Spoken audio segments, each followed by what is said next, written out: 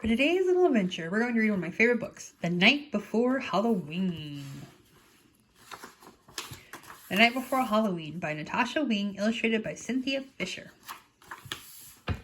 'Twas the night before Halloween, and all through the house all the creatures were stirring except for the mouse. The monsters had gathered to plan and prepare for the trick-or-treaters who soon would be there. Mummies unraveled and put on new wraps. Spiders found corners and spun silky traps. Count Dracula grinned and slicked back his hair. Frankenstein's bride cried, "I've nothing to wear." "Hurry up," said a ghoul who started to yawn. "There's so much to do before bedtime at dawn." So the witches brewed up a magical potion which set every monster and goblin in motion. They blew up balloons and hungry streamers and lights and decorated till the wee hours of night. Meanwhile, the children were tucked snug in their beds while visions of candy corn danced in their heads. In the morning when they woke, it was Halloween day. There was bobbing for apples and rides in the hay.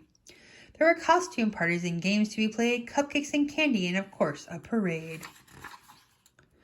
After dinner was served and the kids were done eating, it was finally time to go trick-or-treating. Moms repainted faces and straightened clown hats, put wings back on fairies and angels and bats. Jack-o'-lanterns were set out on the porches with care. Their grins seemed to say, "Knock if you dare." Gypsies and pirates and zombies in rags grabbed their bright flashlights and trick-or-treat bags. They walked down each lane, avenue, and street, rang every doorbell, and said, "Trick-or-treat!" But just when the children thought they were done, the princess said, "We've forgotten just one." So they walked to the house at the top of the hill, which gave all the kids a spine-tingling thrill. They stood on the porch and were ready to knock when they heard heavy footsteps and they turned on the lock. When what to their curious eyes should loom but a wicked old witch holding a broom. Her cape, how it shimmered, her face, oh how scary. Her hat was so pointy, it frightened the fairy.